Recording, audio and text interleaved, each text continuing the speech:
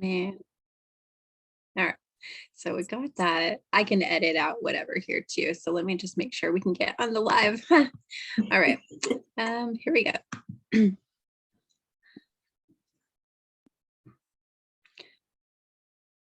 My computer is a little slow, so.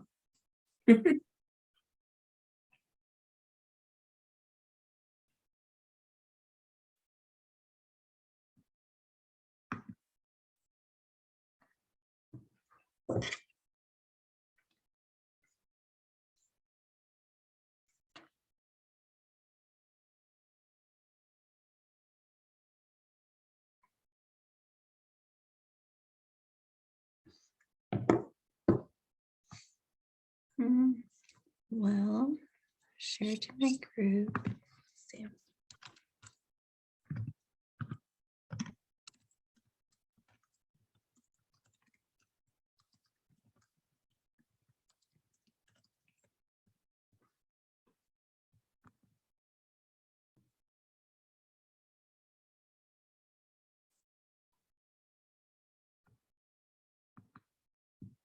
Took a couple minutes yesterday, so.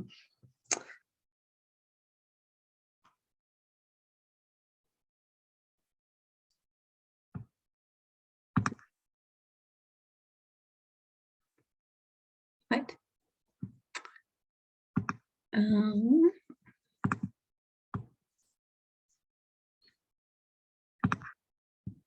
Right. Frustrated here. This thing is messing with me. It says I don't have permission to live stream. Yes, I do. It's my group. What is it talking about? Okay. Let me see. Let me try this one more time. I don't know what the heck.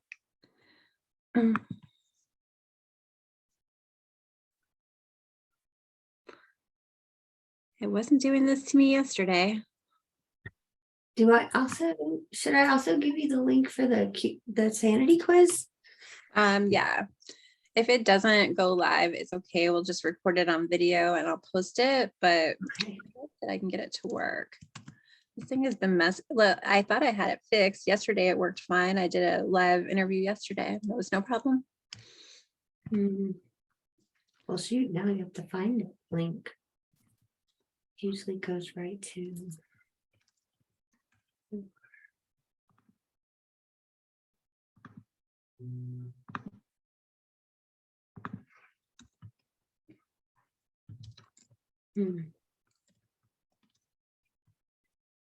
That's strange.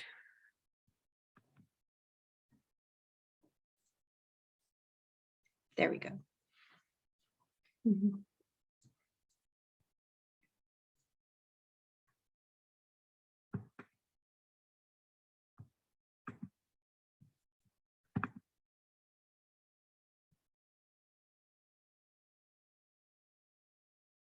Okay, it looks like we're live.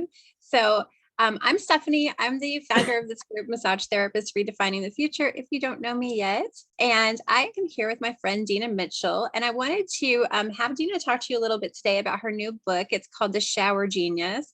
Deanna and I met when I was working on her Scars to Stars book project with the Realize Foundation, which she is the founder of. And we're going to talk about all of that today. But for now, let's go ahead and have Deanna introduce herself and tell you a little bit about her background. Well, hello. Thank you, Stephanie, for having me. And it's a pleasure to be here and to talk to your friends in your group that I don't know yet. So I spent 30 years in hotels and events and food and beverage, and was, I usually worked in hotels that had spas. So I do know a little bit about that. I've booked a lot of spa appointments for many people, although I have not worked in them or know as much about the operations as all of you probably do. So I basically owned a company for 10 years prior to COVID and lost all of it to the pandemic. So I started this foundation called the Realize Foundation that we're talking about. And it was a labor of love. I lost a friend to suicide, which brought up a whole lot of stuff from my past that I hadn't processed. And so I started it in honor of a friend of mine that we lost. And also just because I realized how much I had dealt with in my life that I hadn't really faced or processed. I hid it for over 2 decades.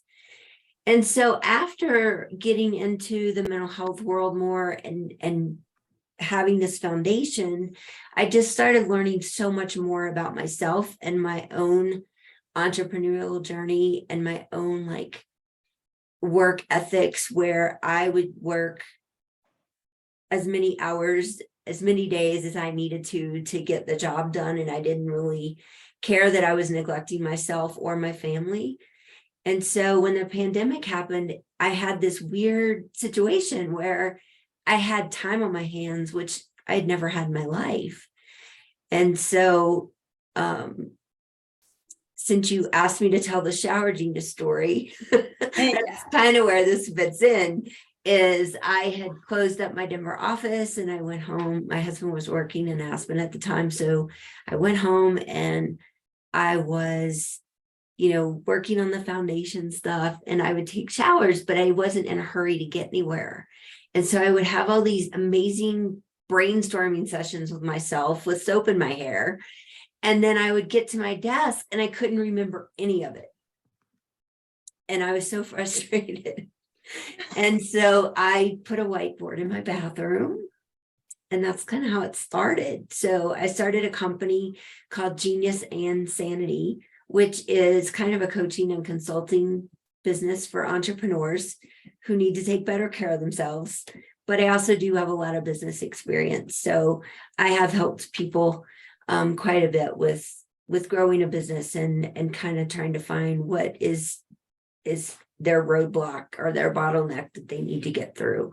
And so combined all of that knowledge and wrote the Shower Genius book. And so now I'm just ready to just dive into it with more and more people and figure out how we can get entrepreneurs to see that working harder is not always the answer, and that if we don't take care of ourselves, we don't have the creativity, we don't have the bandwidth, and we don't have the life we want. We might have a successful business, but if we're not taking care of ourselves, then what good is it, in my opinion? Yeah, and mine too. And I really struggle with this, to be honest with you. Like, this has been one of my biggest struggles with starting. I guess it's kind of been that way my whole life, really. I wouldn't say I'm a workaholic, but I love to work. I really like to do it. And it's one of those things that's fun. I have always kind of done work that I like. And I have a big family. I have 4 children. Like, most of them are grown now, but I spent a lot of my time working. And everything was about like, oh, I got to take care of my family, so I have to do this, and it just was like, well, the more that I do it, then the more money that I make, and the harder that I work, then the better I do at my job, and then the more money I make, and then I could take care of my family better, right? But I missed a lot of time. I missed a lot of time with my kids. And there were some days where I was working 14, 15 hours a day, and trying to do the best that I could, but like, where was my life? It was at work. And so when I read this, I was like, me and Deanna got more in common than I thought. I mean, honestly, that was one of my first thoughts, where it was just like, yeah, it hit me so much because I've been there, and I still do it sometimes. I'm trying really hard to make it my resolution this year to really take care of me first. And that was one of the reasons I really wanted to bring you on here, because we, for this group, I was like, okay, we're going to do a monthly theme for this month. It's self-care. And I've been putting out some wellness resources for them and things like that. And I really wanted to bring you on here because I feel like your message is really put yourself first here, with this book. And that's what we really need to do, because massage therapists always put themselves last. They do, and it's like, we give so much to our clients, and then it's all about taking care of them, but who's going to take care of us? Yeah, it's very true. I spent so many years I have a lot of stories in the book that kind of explain this better, but I spent decades or most of my life, even when I was younger, because my parents had a business. And so, I saw them do the same thing. And so I was just striving to prove myself constantly in my life. I never felt like I was good enough or worthy, and so I spent most of my life just trying to achieve something so someone would think I was enough. And I don't know why I always felt that way, but because I had a loving family who supported me. They always told me I could do whatever I wanted, but for some reason I had this belief that I had to prove myself to everyone.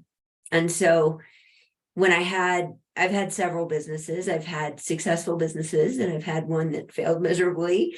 I've lost everything twice. Like, I've been through a lot of things that have made me stronger and better because I have, learned a lot of things the hard way. Mhm. But do that. Yeah. yes, but it's made me who I am. And I think I started over at 40 and I started over at 50 when COVID happened. And I think that I'm finally finding what I was meant to do, what I'm on this earth for, but I would not be ready for it without all the things I went through. And Yeah. so I'm really hoping that I can take all of that knowledge and experience and help other people not have to go through that much crap. I know, right? Yeah. Like working with you on Scars to Stars was like the first time that I was really able to share my story publicly. And I know, and I have known for a long time that somewhere along the way, my story is going to help somebody somewhere. And, I'm kind of in the mindset where the work that I do, if I can just help one person, then I've done what I came to do. Right. But it touches a lot of people. I mean, we've got 600 people in this group. We have almost 9,000 like followers on all of our platforms now. And being able to finally find my voice was like a huge step for me, and I started doing that about a year before I ran into you. And so being able to, speak about the things that have happened to me and the things that I care about and the things that are important to me, it's meant everything. And so, meeting you was just like a real blessing to me to be able to participate in that project. And and I've loved it. So one of the things about your book, let's talk about sanity. I feel like sanity is such an interesting topic today because like half the people I think that we know are losing their minds. It's been an insane last few years. And I mean, I think we had a lot of insanity in the world before that, but it's just like mental health is becoming something that I think all of us need to really talk about. And we really need to consider how we're doing more than we were before, and how we can be informed of people who have experienced trauma in our work and how we can work with those people. It's becoming more and more important, I think. And so in your book, I loved your little sanity quiz. I thought that was great. So let's talk about that a little bit, like your definition of sanity and how you can find sanity in an insane world like this. Yeah, absolutely. Yeah. I think it's a concept that I'd never explored for myself before 2020. It was, like I said, it was always just, I got to push through and I got to get this done and that done. And I have to prove myself to this person and I have to achieve this. And I was on 3 boards and I was, it was just constant, and all my employees and all of that. And it's like, you're not even in a space where you take enough time to understand that you're in an insane situation, Yeah. and until we learn that we have to put ourselves first, at least sometimes, and we have to practice self-care in whatever way that is right for you. And I've done a lot of exploring in that world, and how things that I enjoy doing were like kind of like taking a vacation when I got to do them, because it was so few and far between. And so it's like, how do we design our week or our schedule or our month or whatever it is to include time for us? And I know it's hard, especially you have a business, you have employees, you have kids, you have a husband or a wife or a partner, you know, you have other family. So it's so many pressures. But if we don't, I read something yesterday, it says if we don't say no, then we're never saying yes to ourselves. So if we're not ever saying no to anybody about anything, then we're just automatically putting ourselves last, and we don't even realize it. We don't even notice. And I know it's a trite example that I did use in the book, but the whole oxygen mask thing is the best way to describe it. Like, if we are depleting ourselves of everything, how do we think we're going to take care of all these other people in our life? Like, we have to put ourselves first at some point. And I never did. I mean, I was 50 when I decided that this was important. So I just hope that people can realize it at an earlier age and have a bigger, better life and be more fulfilled, and not feel like they missed out on so many things in life because they were always working or they were always catering to other people. And I think that's part of what the shower genius, the reason that concept became so important to me is because that's when I was the most creative. If I'm in the shower and I don't have to be anywhere, it's where I can be the most creative. And when we're creative, we come up with the solutions that we need in our business and in our life that will make things better. And that's kind of, you know, where it all came from, even though people make jokes about the name of the book and like the shower genius, what does that mean? But I think it piques people's interest, I think, to understand what it means. And I think it's just so important because as business owners, especially, we have to come up with creative solutions on a daily basis. Mm-hmm. And if we can find whatever the self-care is, maybe it's not a shower or giving yourself a manicure, or maybe it's something else for you, but maybe it's the place where you can get those creative solutions that you need to implement in your life in order to make it better. Mm-hmm. Yeah, I love that idea. And I have not put a whiteboard in my shower yet, but I was kind of thinking about it. And I mean, one of the things that I do, like, I just sort of like brain dump every day, you know, and I'm not a big journaler, but I've tried to implement journaling, which is another one of the ideas in your book, right? Mm-hmm. Tried to implement that in the mornings so I can just kind of, you know, write down like what I have to do today or whatever. And then the next day I'll kind of write down, well, what happened yesterday and how did I feel about it and all of that stuff. But I'm like a list maker, and I just do lists all day, all the time, because I feel like I always have something going on. There's some idea, there's some this or some that.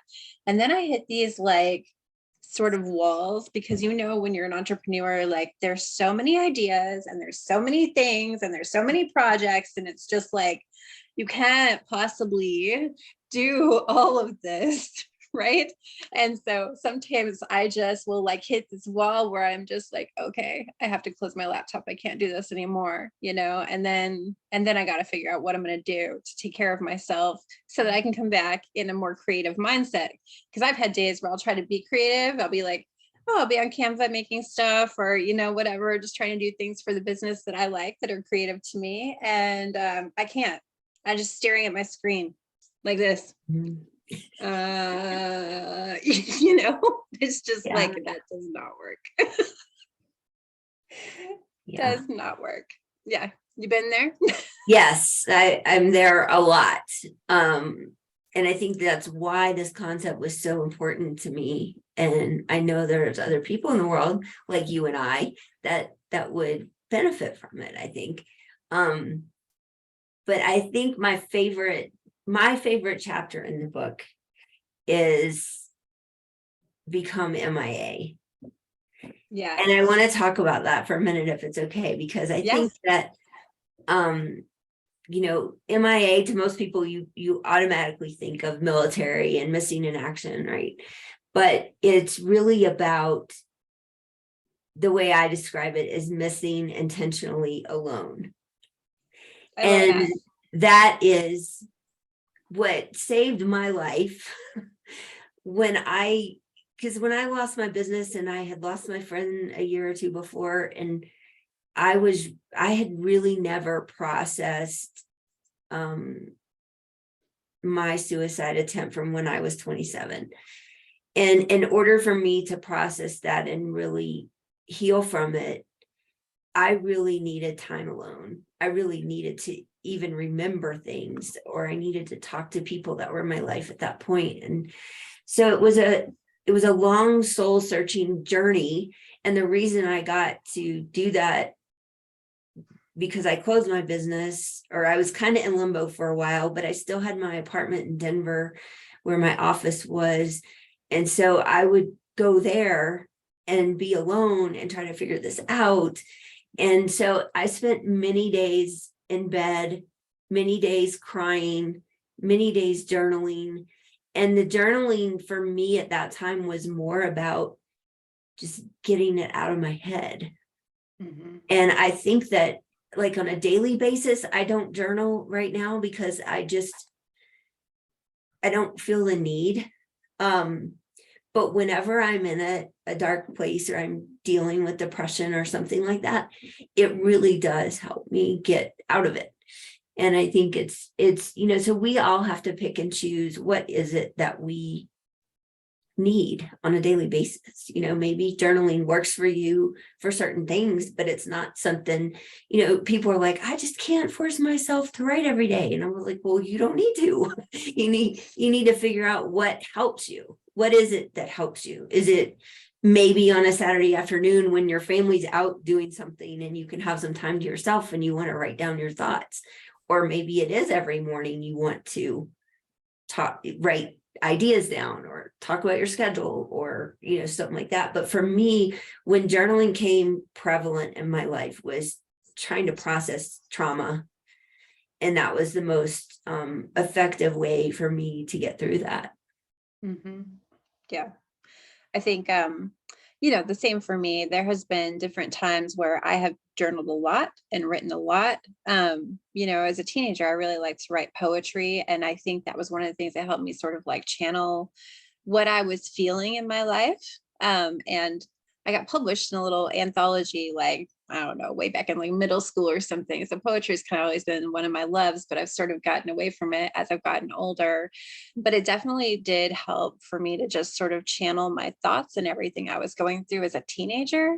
And then, later on in my life, like starting the family and everything, and my crazy first marriage, there was a lot of times where I would just like grab a journal. I'd keep it at work and write there on my breaks. I couldn't really do it at home because there's so much chaos and stuff going on all the time. Mm-hmm. Yeah, but it really helped me get through a lot of very difficult emotions and difficult things. So yeah, and now I'm just trying to do it sort of as like a self-care mechanism where I don't really feel like I need it that much.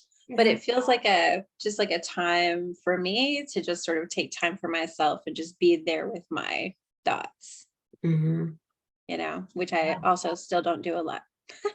It's true. So, well, as you know, in that chapter, is the exercise is to plan a weekend alone, because Yes. and some people are like, I can never do that, I have too much going on. But I think that even if it's an afternoon, it's really important, because when we're alone with our thoughts, there's so much that we can't even think about when we're in our normal day-to-day stuff. And when you have that time, even if it's just going for a walk for an hour, you'd be surprised at what that drums up in your consciousness that you don't normally understand that's going on. Yeah, definitely. I know that now that my son's a little bit older, I can actually leave the house and take a walk, right? I can do that now. So that's really exciting for me because I have been homeschooling him for 3 years. And I think like most people that know me know that. So I'd never, ever, ever get time alone unless I take it. Right. So just like being able to be like, oh, I can leave him here for a few minutes and just take a walk by myself. Cool. Right. I haven't been able to do that forever. So that actually has been really good and just gives me so much more like energy. And I just feel so much better when I can just get out of my house for a little while. Even if it's only like 15 minutes or just like around the block or whatever, Yeah. that helps me so much. And I do really, since I feel like I've always been a mom. I've been a mom since I was 18. I feel like having any little moment that you can take for yourself is so important. And I've tried to tell my daughter that too. Like my daughter's 28 and my oldest, and she has 2 kids now. And I'm like, you have to take time for yourself. You have to just go lock yourself in the bathroom and like put on some headphones so you can't hear anything that's going on out there and just stay there for like 20 minutes, 30 minutes, whatever you need to do. But and I think she's kind of finally started to adopt more of that stuff in her life, which is really good because you'll go crazy if you don't. And alone time is so important. It's really important to me as an only child. So having a family and like a family with siblings and all of that was a thing that I didn't really understand, right, until I got into it. And I was like, why do my kids don't like each other? Like, why is this so crazy all the time? And I just never had that, like those moments. So I would just steal them as much as I could because I knew that I was going to go nuts if I didn't. Yeah. I grew up with one brother who's 7 years younger than me. But I think I don't have kids. I have stepkids, and they're all grown up now too. But it's I think that's probably why I threw myself into work so much, is because we tried to have kids and I couldn't, and went through a lot of trauma with that specifically. And then it's like you find other things that are priorities. And so my businesses and my, I had dogs for a while, like those were my babies. And it's, we adapt pretty well, but then we get in a situation where we're adapted to our everyday life and we think that it's okay and we don't see change. And I think change is good sometimes. Like I have friends who still live where I went to elementary school. They've lived in the same place their whole life. They have all the same friends around them and all of that. And I, on the other hand, have moved over 50 times since I got out of high school. And so there's not that. As I get older, I'm like, I kind of wish that I live closer to people. When you don't have family close and you don't have those lifelong friends close and stuff like that. And so the older I get, the more I think about that. But throughout my career, it was just like, okay, what's the next move? What's the next job? What's the next achievement? And that's all that mattered. I agree with that too. I mean, I've lived in like 18 states. And so I have the same thing going on where I didn't have like those lifelong connections. And it's a lot harder as an adult to make friends than it is when you're a teenager and you're in school or you're in college and, there's people around you all the time. But as an adult, it's a lot more difficult, especially if you've got family and responsibility. And it's like you want to make your work friends your friends, but I feel like I've learned that maybe that's not the best idea, right? Your work friends are your coworkers, and they're not people that you should really create friendships with. I mean, you can. I'm not saying that you can't, but I just feel like those relationships are different, than having somebody outside that just really knows you. That's true. Yeah. So, well, let's see. There's another question I wanted to ask you about. You had a chapter in here on being intentional.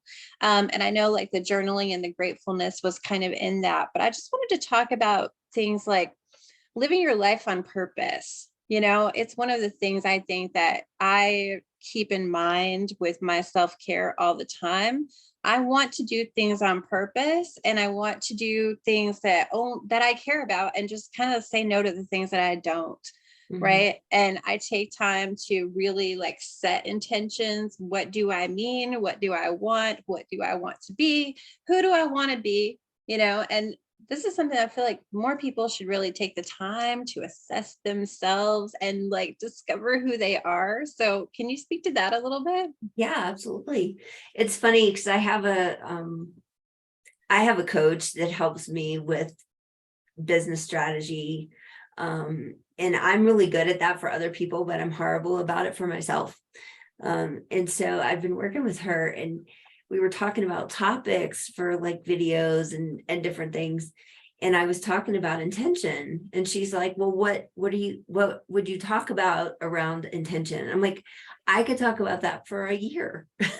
But like, it's every single thing, every part of your life, whether it's personal or business, your schedule, your self-care, your creativity, like everything about your life should be intentional. And that's what you're saying too, is that if we're not intentional about scheduling self-care in our schedule, it's never going to happen. If we're not intentional about doing certain things for our team or our employees that mean a lot to them, and maybe you're just like when I started my last business, I had a small team. I had 5 employees, and I would have conversations with them at the beginning, and I would understand like what they like to do. And because of the kind of business I had and that it was small, it was easy for me to customize everybody's job description. I know everybody doesn't have that luxury, but it was very important to me to understand what was important to them, because I had worked in hotels and restaurants for so long, and nobody cared what I needed. They No. just cared that I was there and I did whatever they needed me to do. Yeah. But it was important to me to care what they needed.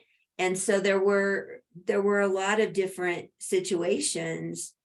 Like one was a new mother and she wanted to work at home, and so we figured that out. And there was just different things, even benefits that were different for different people. And so that was all very intentional on my part to create this team that felt like they were valued and they were cared about and they were given what they needed in order to do what I needed them to do for the business. And I think that's one of the examples I use a lot, because I think it was just something that was so profound in our company, that made such a difference for everybody. And but I also think that intentional can be for your family, it can be for yourself, it can be the self-care part, it can be the MIA weekend, there's intention in all of it. And so I think it's probably one of the most underlying concept in the whole book. Mm-hmm. Agreed. I want to take a weekend away so badly. My husband keeps going, yeah, go. Yeah, go. And then like I don't. So I am setting an intention right now. I'm going to do that at some point this year. It will be a thing. I'm going to go Awesome. stay at a nice resort where I can just sleep all day if I want to, or walk around and just see beautiful things if I want to. And it's going to be great. I'm going to do it. Yeah.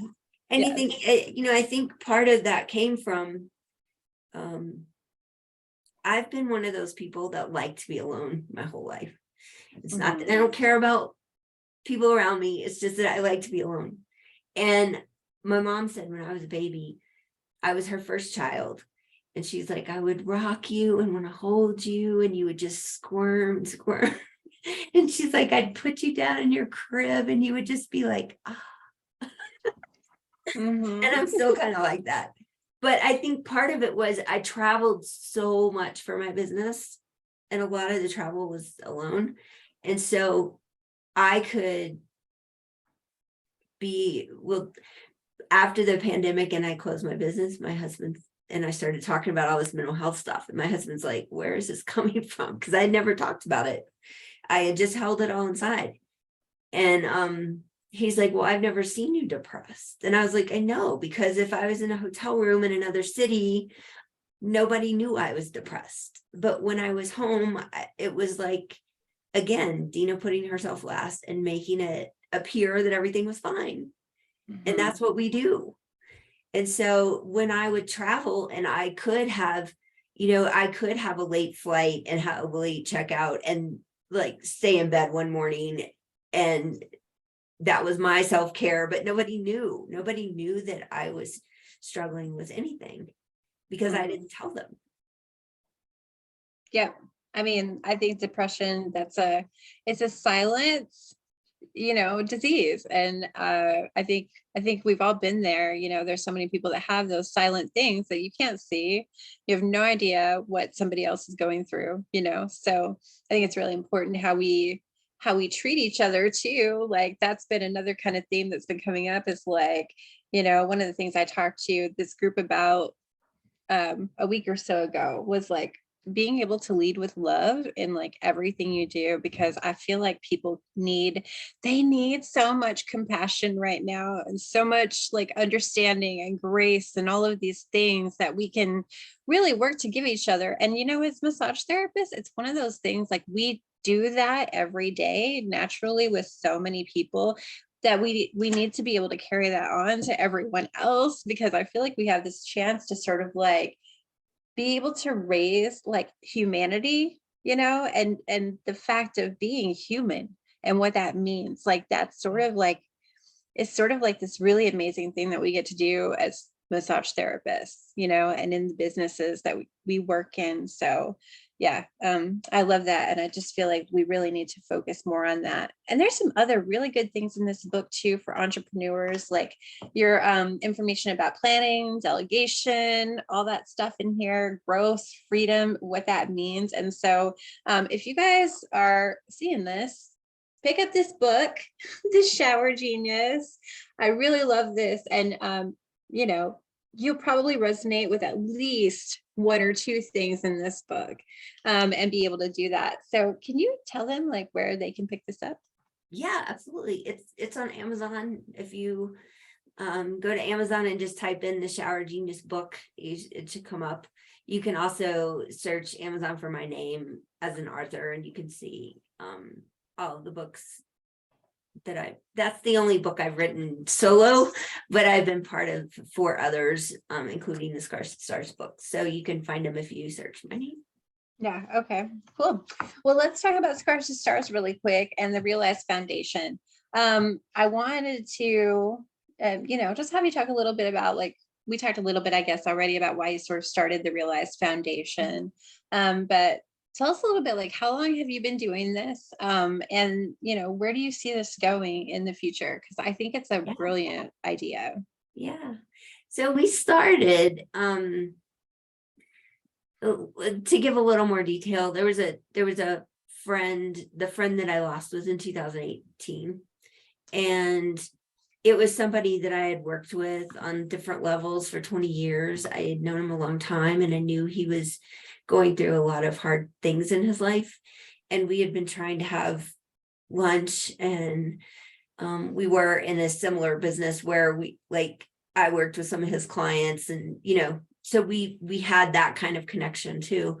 And we just never got together for lunch. And I was on a call with one of his colleagues that I had also known that long.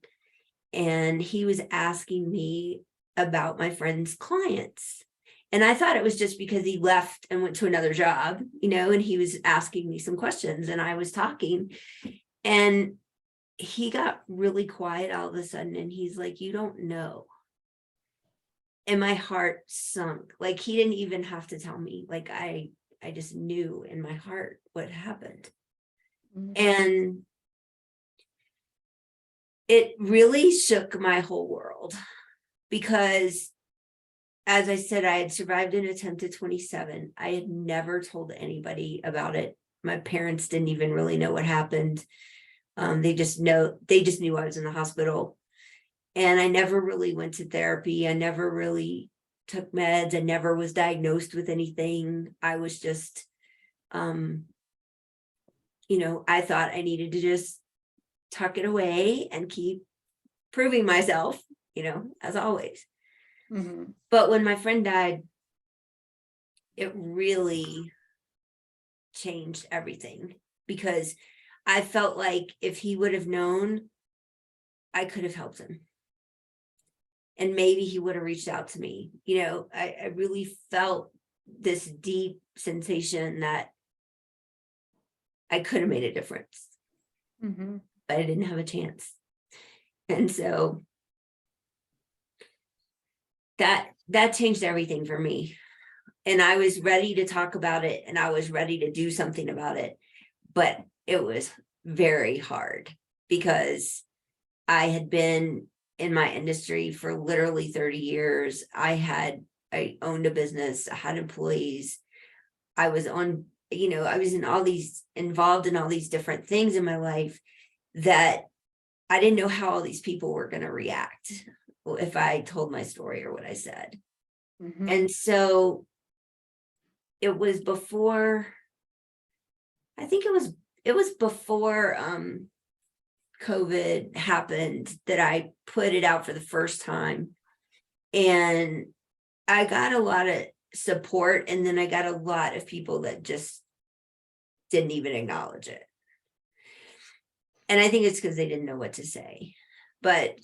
And I think it probably made some people close to me in my business and my industry uncomfortable. But I was to the point where I didn't care. I was like, we have to talk about this. Mhm. And it can't be pushed under the rug anymore. And suicide rates have been rising for decades. And I'm like, we just have to do something about this. So when I started the foundation, I had no idea what that was going to look like. And it was Right. called Realize because my company was Realize Colorado. And so it was kind of our give back option. And we were talking about doing team building stuff around mental health for our clients and stuff. So we were kind of brainstorming all that. And then COVID happened. So what we did was we started having virtual summits. And so we had people that would come on our summits and talk about a story in their life or how they overcame something, or if, like maybe somebody lost someone to suicide, or maybe somebody had dealt with domestic abuse, or just all these different topics. And so we did 2 of those summits. And then we also did like a 3-day event where we had some speakers, but we also did a lot of exercising and breakouts and people getting to know each other. Mhm. And so what was forming was kind of our tagline now, which is like conversations, community, and personal story, and how those things can change somebody's life and how human connection can save lives. And so after we did the last summit, I can't remember exactly where it came from, but we started talking about what if we took the speakers from the summit and made it a book. So that's how Scars to Stars started. And now we've had 2 books come out. They've both been bestsellers in different categories. And we are starting our 3rd one next month. And I think that a lot of us thought, oh, we're going to write our stories to help other people. And it does help other people. But I think what we don't realize at the beginning is it changes us. Yeah. Changes us. And you can speak to that too. But like I wrote a chapter in the 2nd book. I didn't write one in the 1st one. But the chapter I wrote in the 2nd book was really talking about what you were saying a few minutes ago about how we know nothing about what the person next to us is going through, whether it's our spouse or whether it's a stranger. Like we have no idea what they're dealing with in their head. or in their body even, like they could be in pain and we don't even know it because they don't tell us. So it's like how important it is to be kind to people and how important it is for us to make a space where we can talk about these things and not feel guilty about it or shame about it. And so that's kind of where that all started. And we also have a virtual event series that we started in December called Save a Life Challenge. And it's a hashtag, and it's really about having conversations with people. So we have intentional conversations or interviews with people to have a conversation around a certain subject. And then we do some exercises and breakouts where people can develop that community support and peer-to-peer, relationships. So that's kind of where we're going to be doing 2 books a year, May for mental health and September for Suicide Prevention Month. And we're going to do quarterly the virtual events. So that's kind of where we're going. Yeah, I love it. I love it. And so you're looking for writers right now for your upcoming book, yes? Yeah, I don't have everyone confirmed yet. So we do have a lot of people who have submitted applications. But if you are interested in writing a story, we basically start with 3,500 words, and it just needs to be a story of overcoming adversity.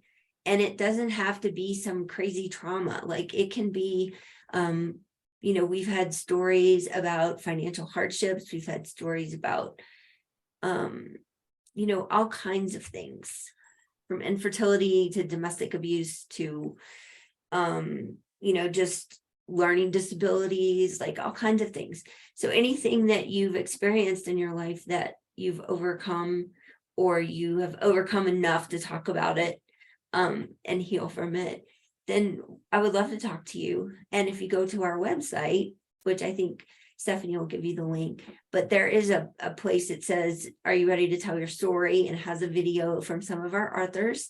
And then it has an application that's quick that you can fill out. And once I get that, I would reach out to you and see what that looks like. Yeah. And she's so easy to talk to. The first time that I met Deanna, we connected right away. And I think that's one of the things like I love about her. She's just a very comfortable person to be with and talk to, and really understands people, and she listened to my story and my situation, like right up front. I think I cried the first time I talked to her, and it was okay. It just felt, it's just been a very comfortable relationship and so easy, to work with you.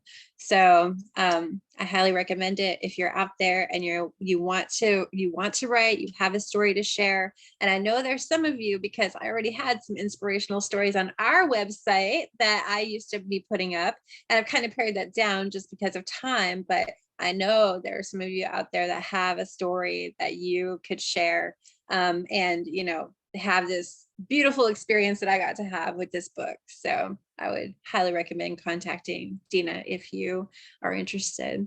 And then, do you still have the Hope course on your website? I wanted to chat about that really quick too. Tell us a little bit about that, because I know that I've been in some groups, some body working groups and stuff, where people have been like, my client seems suicidal. I don't really know what to do. And it's come up like actually 4 or 5 times this year where I've seen, different therapists comment about these things. And I've kind of been pointing them to your website, because I think that Hope course is really great. So let's talk about that a little bit and sort of, let's give that up for a resource. Absolutely. I think when I started all of this, I started getting people that would come to me with questions and come to me when they were in a situation like you're saying, and they didn't know what to say or do, and they didn't want to say the wrong thing. And I think that's the biggest reason that society doesn't talk about suicide and doesn't talk about what to do about it, because there's a lot of our population that doesn't understand it. They've never been in that situation, and they don't want to say the wrong thing. It's not that they don't care. It's that they are just scared to say something that would make it worse, And so we came up with the Hope course, which is really just 4 short videos. And so H is for how do we talk about it? And O is for own your self-care, to talk about how can we care for ourselves if we're in a bad place. And then P is about protecting your mind and protecting yourself from outside influence. And maybe it's the people you're hanging out with, or maybe it's just, that whatever you're consuming in your life that's bad for you.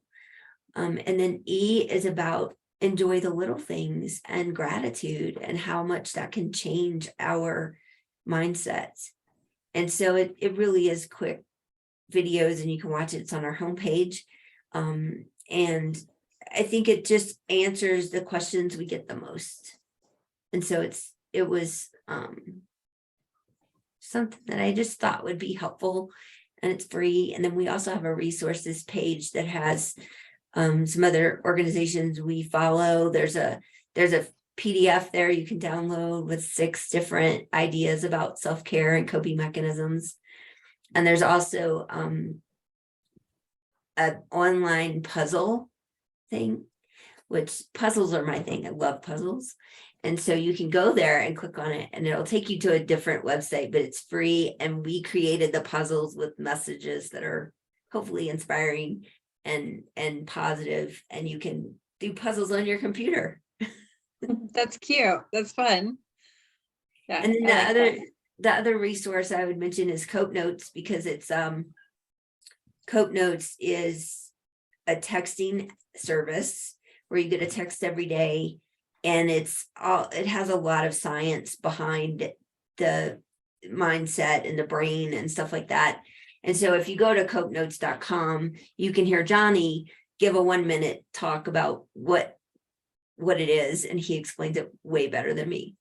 Yeah, I think I took a look at that, as I was in the writing process and kind of looking at your website. So that did look like a really good resource to check out. All right. Well, I think that's pretty much it. And I know you said you had something coming up. Do you want to talk about that, sort of what you might have coming up in the future with your work?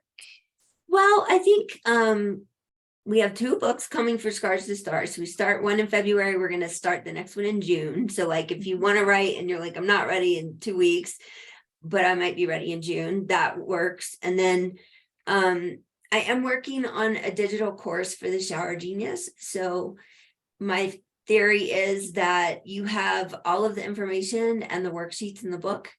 But if you want to go through that with me and with other people, and you're the kind of person who will like buy the book and it'll sit on your desk forever, like me, and I'll never read it. But if I'm in a group and I can get in Zoom and I can meet people and we can support each other, then I'm all about it.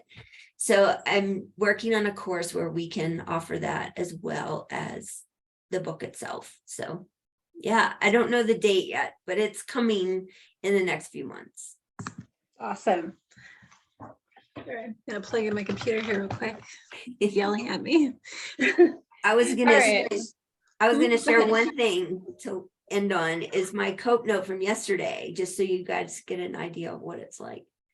So it's a text, and it says, failure is an event, not an identity. No amount of mistakes or false starts could ever make you worth any less than the people around you. Yeah. Yes. I love that. So it's always something thought-provoking. Mm-hmm. Yeah, that's great. That's great.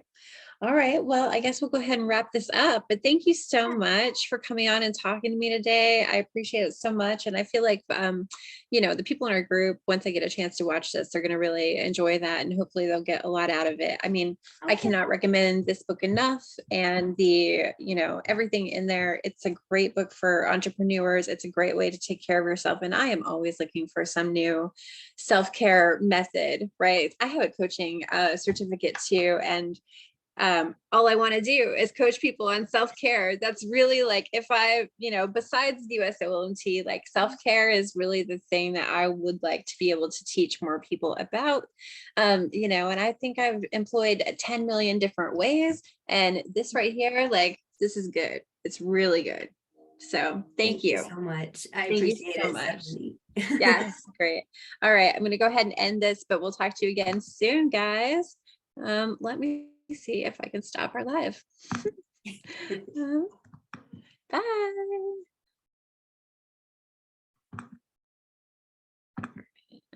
Okay, I think we're good. That was fun. Thank you. That was fun. Yeah, I'm gonna stop this recording too. Yeah.